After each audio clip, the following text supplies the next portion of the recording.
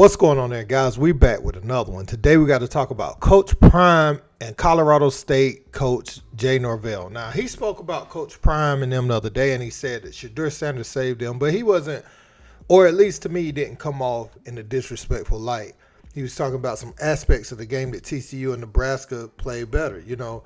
But today, I wake up and I see this little clip of the way he was talking about Coach Prime. And this jab came out of nowhere. He's talking about the way Coach Prime is at the podium during his press conferences. And so this is unnecessary bulletin board material. These coaches act like they can't help themselves, man. They have to say something negative or something crazy about Prime before the game. Now, I'm going to show you what Coach Prime said about him first so you can see that there was nothing to kind of instigate this.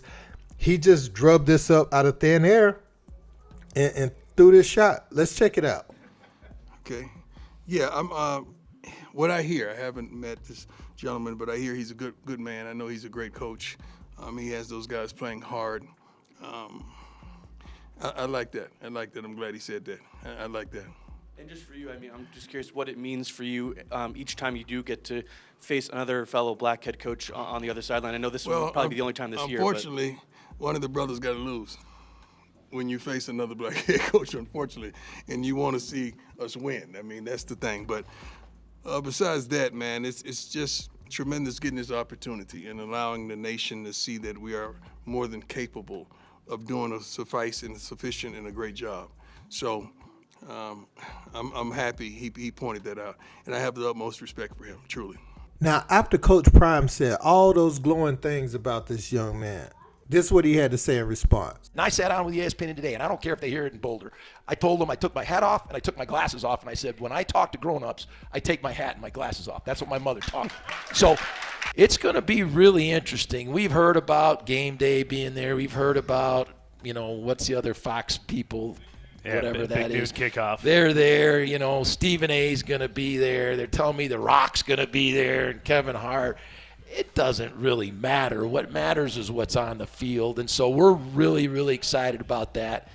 Okay, so not so much the part about the celebrities being there.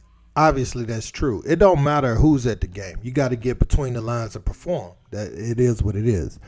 But to say, he takes off his shades and his hat to talk to people, that's what his mother taught him. See,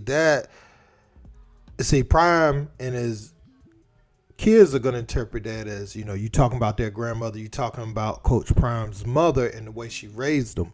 That's bulletin board material. Not that it's personal, but that's kind of like a personal dig saying, he was raised better. That's what you're saying really in so many words. And so I thought it was interesting, though, after the first press conference and all the glowing things he had to say, and I was like, okay, this dude, he ain't going to take the bait. He's not going to give him clickbait going into the game.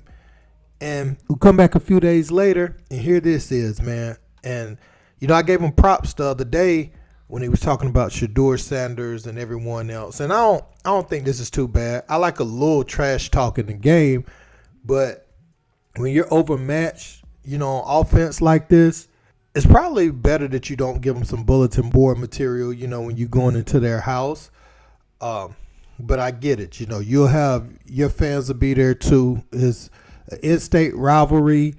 You don't want to come off as too, passive in this. You want to show your guys that you feel like you can go in there and win rather than just going in there and looking like you just praising Coach Prime. I get all that. But to say that, you could have just said, something along the lines of when the lights come on, they ain't going to be able to save them. You could just say it like that, and yeah, that's a shot, but that's not, my mom taught me. Because now, I mean, earlier I said it wasn't personal, but it is kind of personal when you put it like that. And the reason I say it's personal now, I changed my mind. The reason I say it's personal is Coach Prime said he hasn't met this young man, but he's heard good things about him. Here is a fine young man. So when he's extended that grace to you, then you answer it with grace. You obviously don't have any history with Coach Prime. Coach Prime's never said nothing about you. You've never said nothing about him. Why does it have to go here?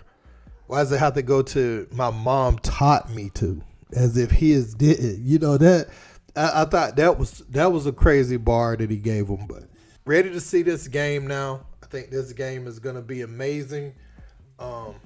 And I expect both teams to come out and play for their lives. Colorado State is playing with house money. Like I said in recent videos, now Colorado has an expectation. People are looking like, how far can this thing go? And they're expected to win this game and go into Oregon undefeated. And now that game is expected to be a tight one.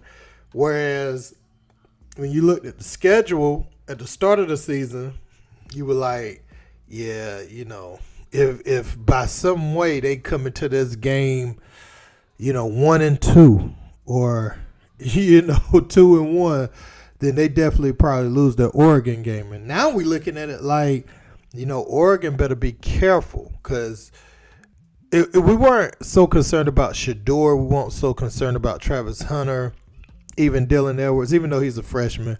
And we thought Cormani McClain would be playing more right away.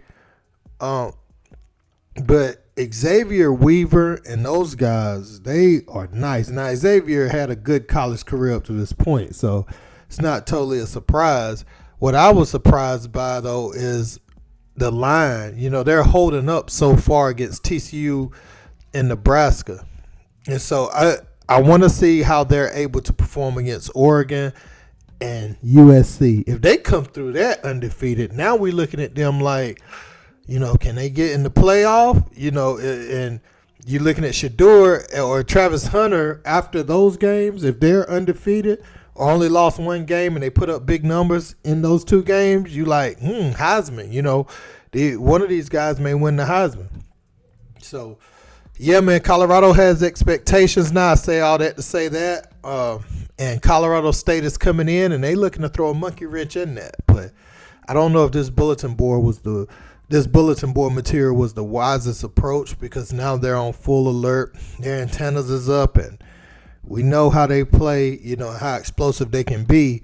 So, they're looking to execute, and they're looking to get Colorado State up out of there and dispatch them pretty quickly. So, yeah, man, let me know what you guys think in the comments. Don't forget to like, share, and subscribe. Until next time, peace.